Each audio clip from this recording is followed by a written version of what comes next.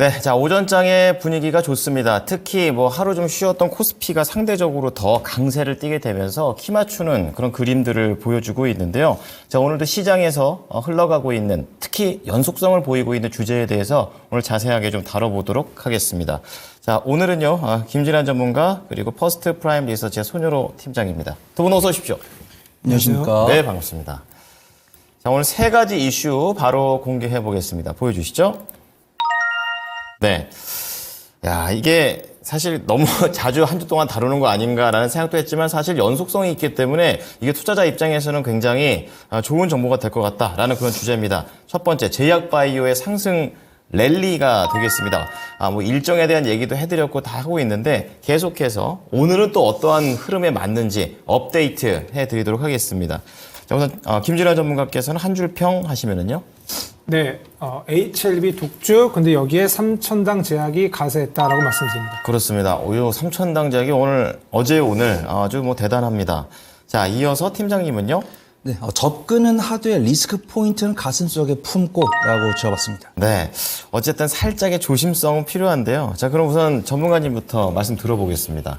네, 3,000당 제약이 뭐 서유럽 9개 국가 이제 황반 변성 치료제 뭐 독점 공급 계약 뭐 그 발표가 나오더니 뭐 상당히 강세였습니다. 네네. 근데 여기에 이제 오늘도 이제 뭔가 이슈가 있네요. 미국 소재 글로벌 제약사랑 경구용 비만 및 당뇨 치료제 미국 독점 판매 텀시트 계약 체결 뭐 요 기사가 나왔습니다. 그래서 비만약 섹터에도 또 이제 걸치는 그런 느낌이거든요. 그래서 3,000당 제약이 이제 시총이 이제 10위가 됐습니다. 그래서 상당히 뭐 수급적으로도 좋았는데 뭐 이렇게 지금 오늘도 뭐 거의 한 24% 거의 상한가 근처로 지금 상당히 강세예요. 근데 아시다시피 뭐 일본의 어떤 독감 관련해서 이제 제약 그런 종목들도 상승이 나왔었고 최근에 이제 HLB가 이제 미국 식품의약국의 이제 간암이차 치료제 신약 허가 기대감이 이제 4월 달에 뭔가 이슈가 있습니다. 심사 이슈가 있는데 그거 관련해서 뭐 이미 지금 계속해서 뭐 연초부터 지속적으로 상승해 오고 있고요. 여기에 이제 저희가 계속 다뤘지 않습니까? 금리나 기대감이 가장 이제 투영이 많이 되는 섹터가 제약 바이오인데 조금은 차별화가 좀 진행되는 그런 모습이에요. 그래서 가는 종목만 좀 가는 그런 흐름이고요. 이제 4월 5일 같은 경우에 이제 AACR 2024가 있는데 관련 어떤 재료는 조금 이제 반영이 좀 되고 있어 보여요. 네. 그래서 지금 접근하기에는 조금 이제 무겁다라고 좀 생각이 좀 들고 있습니다. 그래서 그래도 결국에는 이제 제약 바이오 섹터도 키 맞추기 할 거로 보고 있어요. 네. 네, 그래서 뭐 CDMO까지도 가지 않습니까? 중국 어떤 견제 어떤 이슈로. 그래서 마지막 이제 안 간 게 셀트리온 제가 계속 말씀을 좀 드리고 있어요.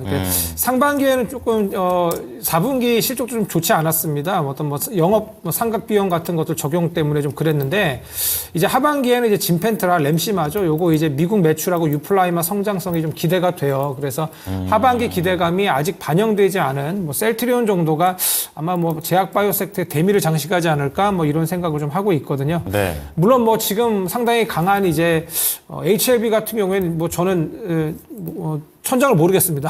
아, 진짜요? 예, 지속적으로 좀 가고 있어요. 뭐 3,000당 대학도 마찬가지인데 뭐 이런 것들은 뭐 저희가 또 프로그램에서 또 이거 말씀드리기 좀 부담스럽거든요. 그렇죠. 예, 그래서 이제 아직까지 뭐 추가적인 상승 여력이 좀 있어 보입니다. 뭐 HLB뿐만 아니라 알테오젠도 그렇고 레고캠 바이오도 거의 뭐 대장주이고 시총 상위주이기 때문에 지속적으로 뭐 관심을 둘만한데요. 근데 아까 말씀드렸다시피 조금 바닥권, 아직까지 움직임이 크지 않았던 셀트리온 제약, 셀트리온 정도는 합병 이슈도 있으니까 뭐 지속적으로 보시면 어떨까 합니다. 그렇습니다. 전문가님께서는 계속해서 제약바이오에 대해서 이 주도주가 안 갔을 때 또 그 사이에서 볼 수 있는 부분으로 얘기하시면서 또 일정 차원에서는 연말까지 계속 일정이 있어가지고 그런 관점에서 또 셀트리온 쪽을 얘기해 주셨습니다. 자, 이어서 팀장님입니다. 리스크는 좀 어느 정도 좀 안고 가야 된다. 근데 아직 가슴 속에서 품고 오니까 우선은 좀 즐겨도 될 것 같아요.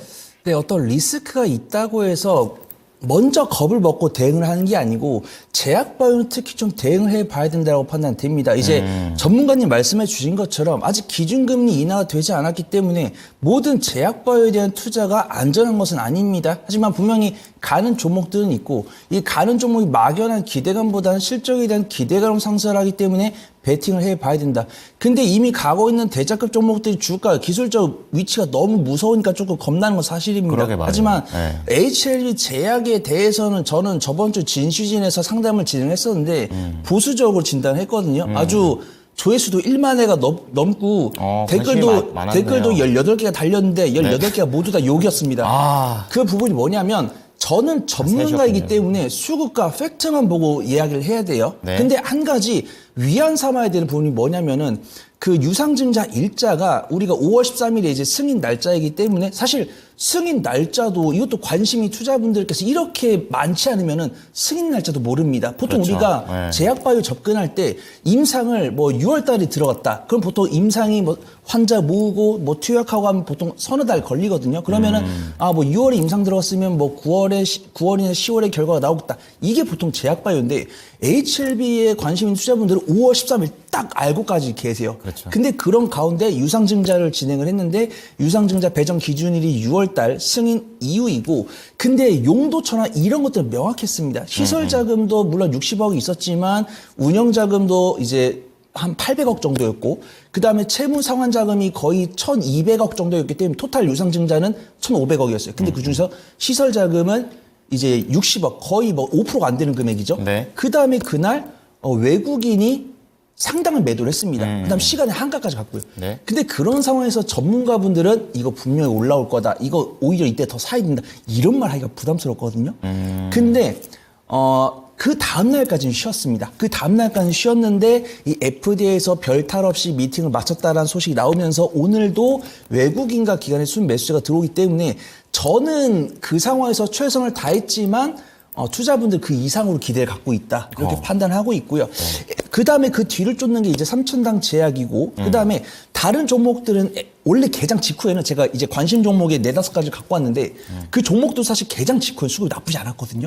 근데 HLB랑 이 삼천당 제약이 너무 좋다 보니까 수급이 몰리고 있습니다. 그래서 매매를 잘하신 분들은 HLB랑 삼천당 제약을 매매를 하시되 매매를 처음 하신 분들도 사실 5% 전후로 매매해 보신 게 좋을 것 같고 비중을 많이는 담으면 안 되는군요. 많이는 못하고 만약에 내가 삼천당 제약이랑 HLB 수익을 뭐 서너 번 봤다. 저도 이번에 2번 봤습니다. 저도 한번 내가 과연 진짜 상투를 잡을까 이런 의구심에 한번 매매를 해봤어요.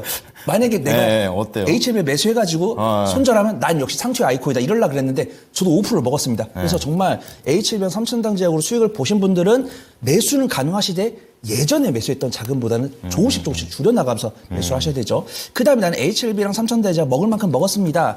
다음 모멘텀을 기대합니다. 라고 하신 분들 이제 비만 당뇨 치료제 괜찮다라고 판단돼요. 일라일리나 노보노디스크가 긍정적 리포트가 많이 나오고 있고 우리나라 같은 경우도 한미약품이나 종근당이나 펩트론이나 이런 종목들이 비만 당뇨 치료제 관련해서 연구개발 진행을 하고 있고 네.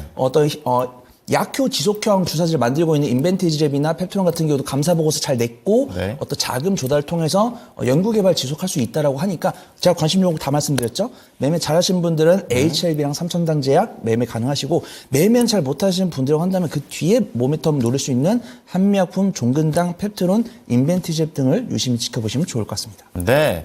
자, 제약바이오와 관련해가지고 정확하게 좀 더 짚어주셨기 때문에 매매로 접근하더라도 이러한 관점에서 보자라고 좀 얘기를 해주셨습니다. 자, 두 번째 내용으로 가보겠습니다. 요즘 전쟁이 끊임없이 이어지고 있습니다. 이제 그런 가운데 방산주 어느 정도 괜찮은 이런 재료를 가지고 움직이고 있는 그런 상황이라서 연속성 있게 봐야 될 체크해 보겠습니다. 자, 우선 김진환 전문가께서 한 줄 평 하시면요. 네, 실적 시즌에 반도체 말고 나도 있다라고 말씀드립니다. 반도체 말고 방산도 있다. 예, 같은 비읍이죠. 자, 관련 없고요. 팀장님은요? 네, 전 세계 누비는 K방산의 위험이라고 지어봤습니다. 그렇습니다. 자, 그럼 K방산이 어디에서 활약하고 있는지 팀장님부터 부탁드릴게요. 네, 여기 계신 선배님들 중에서 제가 가장 최근까지 군 생활을 했다라고 판단됩니다. 그만큼이나 좀 군대에 대해서 관심이 많다라고 좀 말씀을 드리고 싶고요. 이 방위 산업에 관련했을 때는 당연히 국방의 중요성은 아무리 강조해도 그 지나침이 없기 때문에 중요하다고 판단되지만 이제는 더 이상 내수뿐만 아니라 국내외 해외까지도 수출이 진행이 되고 있습니다. 여기다가 우리나라가 만들고 있는 방위 산업에 대한 이 제품에 대한 가성비가 높다는 것을 이미 익히 알고 있었지만 국제적인 지적적 리스크가 나오면서 더더욱더 중요성이 대두가 된 것 같아요. 네. 그러면서 우리나라가 러우 사태가 처음 발생했을 때는 어떤 수출이 진행이 되기 전에 기대감에 먼저 상승을 했다고 한다면 이제는 정말 실적이 반영이 되고 있기 때문에 퍼가 낮아지고 있습니다. 옛날에 방위산업이 지적적 리스크가 없을 때는 우리가 알고 있는 뭐 하나 에어로스페이스나 뭐 하나 시스템, 현대로템 이런 종목들이 업종 대비 저평가 있었습니다. 그래서 예. 업종포가 한 30 정도, 20에서 30 정도 사이였다고 한다면 예전에 이제 러우 사태가 처음 터졌을 때는 과연 해외 기업들이 이 가성비를 갖고 있는 그런 자주포, 뭐 이런 미사일 이런 것들을 만들 수 있는 국가가 어딜까라는 생각했을 때 우리나라가 지명이 됐었어요. 그러면서 이제 현대로템이나 한화 에어로스페이스가 먼저 치고 나갔습니다. 그때 업종퍼가 20 정도였는데 그때는 이제 퍼가 거의 40, 60까지 올라갔어요. 근데 그러면서 이제 우리 방산 기업들 실적 발표 지켜보시는 계시겠지만 뭐 폴란드나 사우디 지속적으로 수출이 되고 있잖아요. 실적도 찍히고 있고 네. 분기 실적 연간 실적 꾸준하게 우상향하고 있습니다. 내려가겠죠. 그런 과정 속에서 퍼가 떨어지고 있어요. 앵커님께서 그렇죠. 정확히 말씀해 주셨습니다. 하나 에어로스페이스 같은 경우도 퍼가 30, 40이 넘어갔었는데 현재 퍼는 12.60이고 12개월 선행 퍼는 17.05. 그다음 업종포도 20, 30에서 13.59까지 떨어졌습니다. 근데 앞으로 성장성은 유망하고 실적이 계속 나올 것은 저명한데 주가는 다소 좀 부담스럽다는 거죠. 근데 만약에 이런 수급 동행이 개인 투자분들에 의한 수급이었다면 제가 강하게 말씀 못 드리겠지만 네. 외국인과 기관의 수급이 들어오고 있습니다. 그래서 매매는 유효하다라고 판단되고 있고요. 네. 매매를 잘하신 분들께는 하나 에어로스페이스나 i3 시스템이라는 두 종목들 하나 에어로스페이스는 당연히 방산 대장이니까 매매를 하셔야 되고 네. 그다음에 중소형주 중에서 실적 향상세가 눈에 돋보이는 기업이 i3 시스템이다 그렇게 판단됩니다. 그다음에 나는 매매를 잘 못하는데 손절은 하기 싫어. 그럼 좀 기술적 위치가 안전한 게 없을까라고 하신다고 하면 저 현대로템이 괜찮아 보인다. 좀 말씀을 드리도록 하겠습니다. 네. 자, 총 3가지입니다. 매매 관점 2가지, 그리고 현대로템까지 말씀을 좀 드렸고요. 자, 이어서 전문가님께서는 반도체는 항상 빠지지 않는 것 같습니다. 주제에 없음에도 불구하고 반도체에서 방산도 있다. 예. 어떻게 봐야 될까요? 네, 뭐 저희 이제 좀 이따 다룰 섹터가 이제 반도체인데, 네. 뭐 저는 이렇게 4월 실적 시즌에 이제 그 대비가 들어갔다고 봐요, 시장이. 예, 그래서 지금 반도체 오늘 가는 것도 뭐 마이크론 테크놀로지가 뭐 제가 뒤에 말씀드리겠지만 그게 뭐 급등이 나왔죠, 미국장에서. 뭐 그것도 네. 있지만 방산 가는 것이 뭐 결국에는 그러니까 실적의 1분기 실적 기대 섹터가 반도체만 있는 것이 아니라 방산도 있지 않나 뭐 이런 생각을 좀 하게 됐습니다. 네. 한화에어로스페이스 같은 경우에는 올해 지금 매출액이 10조 8천억, 영업이익이 9,730억 정도가 추정이 됩니다. 근데 이게 전년 대비해서 각각 15.5%, 그다음 38.1% 증가한 수치입니다. 그래서 올해에도 성장성이 지속될 것이다. 뭐 이런 지금 시장의 어떤 관심이 지금 집중되고 있고요. 이게 이제 구조적 성장이지 이게 일시적인 것이 아니다. 이런 관점이 좀 많습니다. 아무래도 뭐 올해 선거도 있고 지정학적 리스크, 뭐 중동이나 아니면 러시아 이런 쪽에서의 어떤 계속해서 그런 지정학적 리스크가 올라와서 뭐 일시적인 것이 아닌가 뭐 이런 것이 아니라 네. 뭔가 어떤 구조적 성장의 어떤 그런 쪽으로 시장이 좀 보는 것 같습니다. 실적이 숫자로 증명해 보이고 있기 때문인데요. 뭐 이런 것들이 근데 이제 단발성으로 그치는 것이 아니라 하나에어로스페이스 같은 경우는 이제 유럽에 특히 뭐 폴란드 같은 곳에 이제 공장을 이제 설립할 것으로 이제 보입니다. 그렇군요. 그래서 뭐, 이런 식으로 해서 계속해서 뭐 성장에 좀 나갈 것으로 좀 보이고 있고요.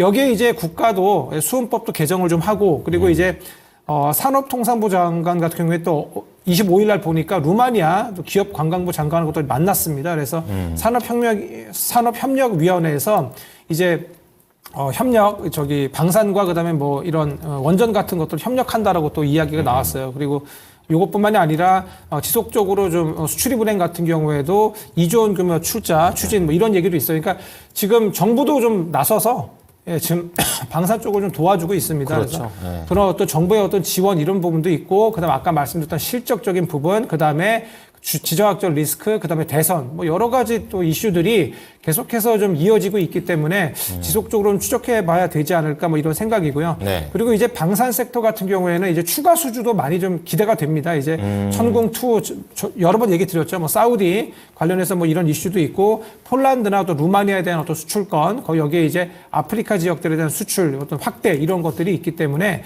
지속적으로 보시면 어떨까 하고요. 그리고 이제 관련주로는 하나에어로스페이스가 아무래도 뭐 제공시 일정이 좀 있습니다. 수주 네. 관련해서 내일도 어떤 일정이 있고요.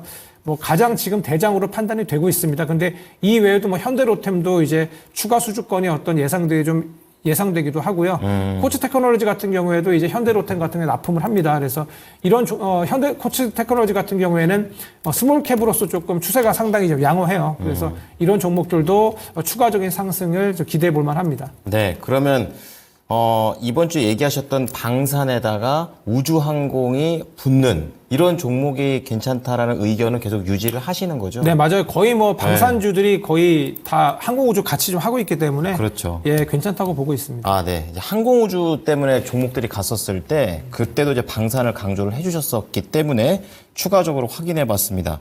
자, 이어서 드디어 반도체입니다.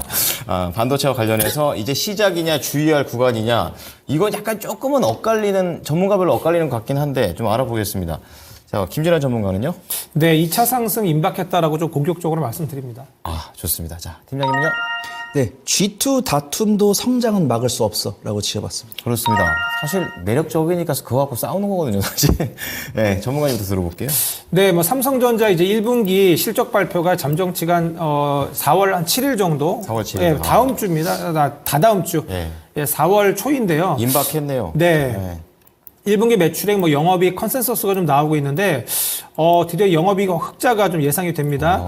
4조 9천억이었는데 거의 이제 5조 이상 보는 그런 증권사도 좀 늘고 있어요. 그렇군요. 예, 어떤 이 추정치가 상향된다는 건 뭐 당연히 뭐 좋은 그럼요. 이슈인데 네, 다행입니다. 업계에서는 또 이 추정치보다 좀 더 나올 걸로 보고 있어요. 그래요. 그래서 뭐 지금 1분기 실적 뭐 관련해서 가장 기대되는 섹터가 반도체 아니겠습니까? 그리고 뭐 작년에 뭐 한미반도체 같은 경우엔 SK 하이닉스로부터 수주받은 그 물량이 어떤 이번에 이제 실적에 반영되는 게 드디어 1분기입니다. 올해 1분기. 그럼 이제 HBM의 효과가 이제 숫자로 찍힌다는 거죠? 네, 드디어 이제 찍히는 숫자로 거예요. 찍히는 거죠. 여태까지는 이제는. 계속 기대감이었는데, 그랬죠. 예, 물론 이제 SK 하이닉스와 삼성전자 같은 경우에 재고가 좀 소진되면서, 네. 좀 이제 뭐 그리고 이제 주가도 계속적으로 좀 이미 반등을 좀 해왔죠. 작년부터 반등을 해왔는데 이런 것들이 이제 흑자 전환도 되고 SK 하이닉스 같은 경우에도 올해 이제 전망치가 엄청나게 상향이 되고 있습니다. 그래서 네. 뭐 상당히 기대가 되고 이제 숫자로 증명되는 첫 분기 발표예요. 그렇죠. 의미가 있어요. 예, 그러니까 그래서 저는 그래서 반도체 섹터에서 가장 지금 기대되는 게 이번 1분기 실적 발표니까 저는 그때 즉 4월 거의 중순 이제 말입니다. 그때부터 나올 텐데 그다음에 이제 5월 달에 엔비디아 실적 발표가 있죠. 네, 중순 네. 이후에. 그래서 그때가 아마 반도체가 뭐 가장 피크를 찍지 않을까. 왜냐하면 선반영 되는 부분이 있으니까요. 그리고 이제 반도체 같은 경우에는 올해가 지금 피크가 아니라 네. 내년 내후년이 피크입니다. 예, 그래서 지금 SK 하이닉스랑 삼성전자가 지금 이제 HBM 이제 제품들을 납품을 하는데 SK 하이닉스가 납품하는 것으로만으로 엔비디아가 지금 수주받은 물량을 다 해결할 수가 없어요. 그래서 삼성전자가 가는 이유가 그겁니다. 삼성전자도 지금 들어와야 됩니다. 네. 마이크론 테크놀로지 같은 경우에는 시장 점유율도 작고 수율이 좀 작기 때문에 잘 안 나오기 때문에 이 3사가 지금 생산한 것들 모두가 지금 시장에 풀려도 지금 부족할 정도로 HBM 없어서 못 시장은 파는. 없어서 못 파는 그 상황이기 때문에 뭐 그런 부분을 좀 감안을 했을 때 당연히 뭐 더 가야 되고요. 2018년도 D램 슈퍼사이클 왔을 때도 3년 동안 상승했습니다. 반도체가. 그럼 중장기 한 2, 3년 보고선 길게 그냥 지금부터 매집해도 되나요? 네, 그래서 뭐 저 뭐 3, 4주 전부터 SK 하이닉스, 삼성전자 사시라고 얘기해왔던 것 같은데, 그렇죠. 예, 이 두 종목도 괜찮습니다. 그래서 지속적으로 상승할 걸로 보고 있으니까, 그래서 뭐 따라하기 쉬운 게 뭐 ETF도 반도체 ETF도 있지만 삼성전자 하이닉스도 괜찮습니다. 그래서 이런 종목들 계속해서 체크해 보시고요. 오늘 뭐 반도체 섹터가 가는 것이 마이크론 테크놀로지의 어떤 AI 반도체 그 어떤 목표가 상향 그러네요. 예, 이런 것들이 나와서 6%나 어떤 상승이 나왔습니다. 그래서 네. 마이크로는 어떤 메모리 반도체 어떤 풍향계거든요. 이 종목이 좋으면 당연히 뭐 삼성전자, 하이닉스, SK 하이닉스는 더 좋습니다. 그러니까 본래 업황이 살아난다라고도 볼 수 있는 거잖아요. 네. 그래서 뭐 그때 이번에 뭐 실적 발표가 나왔었죠. 마이크론이 그때 예. 뭐 AI 반도체에 대한 수요, 뭐 D램 반도체 가격 상승, 데이터 센터의 어떤 수요 증가 이런 것들이 결국 SK 하이닉스랑 삼성전자도 모두 다 혜택을 마이크론보다 더 보면 더 받지 작게 그럼요. 보는 게 아니기 때문에 저기 3위지 않습니다. 네. 그래서 우선은 실적 발표 관련해서는 반도체 어떤 장비 쪽이 우선은 좀 강할 것 같으니까 장비부터. 예, 반도체 장비 쪽도 보시는 것이 어떨까 합니다. 네, 자 이어서 우리 팀장님 말씀도 좀 들어보도록 하겠습니다. 어떻습니까? 네, 반도체 다루는 날은 제가 너무 편합니다. 우리 전문가님 계시기 때문이죠. 저도 이제 뉴스 헤드라인만 봤을 때는 좀 부정적으로 봤습니다. 왜냐하면 전 전문가님만큼 보진 못했고 반도체 랠리든 조선 랠리든 저는 경험을 못했으면 항상 제가 시장에 들어왔을 때는 반도체도 말미였고 조선도 말미더라고요. 막 조선 막 2006년, 2016년 사이클 있었다 했고 맞아요. 반도체도 이제 2018년까지 3년 사이클이었는데 2018년에 미중이 처음 싸운 게 반도체였죠. 근데 미국에서 중국에 대한 반도체를 견제를 하겠다고 했을 때 예전 예전에는 그냥 처리 속도랑 관련 있는 메모리 반도체만 견제를 했는데도 시장이 많이 밀렸습니다. 근데 지금은 AI 반도체를 견제를 한다고 한다면 우리가 지금 AI 사업은 뺄 수가 없단 말이죠. 그렇죠. 근데 시스템 반도체를 견제를 해버리면은 뭐 중국이 야 우리는 AI 사업 안 할 건데 라고 했으면 모르겠지만 AI 사업은 중국이라고 하더라도 절대 포기할 수가 없는 겁니다. 그렇습니다. 하지만 내면을 보니까 마이크론이 중국에다가 조금 협업을 하겠다라고 한 것 같습니다. 마이크론 CEO가 중국 발전 고위급 포럼에 참석을 해서 중국법을 지키면서 투자를 늘리겠다고 했었고 전문가님 말씀해 주신 것처럼 지금 마이크론이 발표한 실적은 HM이 반영되지 않은 실적이지만 이제 HBM이 다 들어갔다는 걸 아실 거고 그런 것들은 이제 실적이 3개월, 6개월 뒤에 반영이 될 건데 그 시점이 이제 올해 1분기나 2분기가 될 거라는 전망이 많습니다. 그러면서 반도체에 대한 리포트가 나오고 있고 미국과 중국이 이렇게 반도체를 싸우는데 오히려 우리나라가 반사 이익을 거둘 것이라는 투자 인사이트가 나오고 이 투자 인사이트를 개인 투자분들이 주목을 하는 게 아니라 외국인과 기관이 주목을 하고 있기 때문에 반드시 우리는 좀 유심히 봐야 된다고 판단되고 있고요. 반도체 관련 정보들이 처음 강세 보일 때 사실 조정이 이틀 이상 안 나왔습니다. 하지만 지금 아쉽게도 조정이 약 일주일에서 조금 많이 나오는 기업들 2주 가까이 나오는 종목들도 있어요. 근데 저점과 저점을 이은 구간을 이탈하는 경우, 그 다음에 21선을 이탈하는 경우는 있지만 61선을 이탈하는 경우가 없는 것으로 확인됩니다. 그래서 오늘도 이제 한미반도체랑 이수페타시스가 외국인과 기관의 순 매수 들어오면서 기술적 반등 나오기 때문에 저는 한미반도체랑 이수페타시스, 주성 엔지니어링까지는 매매 잘하신 분들 위주로 지켜보시면 좋을 것 같고요. 네. 매매를 못하신 분들이라고 한다면 삼성향, 아직 본격적으로 상승하지 않은 두산 테슬라나 SNS텍, 에로티베큐 쪽이 안전할 것 같다. 말씀을 드리도록 하겠습니다. 네, 자 반도체는 지금도 괜찮지만 점점 살아나고 있는 그런 흐름들을 읽어볼 수가 있었습니다. 이 두 종목까지 잘 보도록 하겠습니다. 오늘 말씀 감사합니다. 감사합니다. 네, 지금까지 이슈 플로우가 진행이 됐고요. 김진환 전문가 그리고 손여로 팀장이었습니다.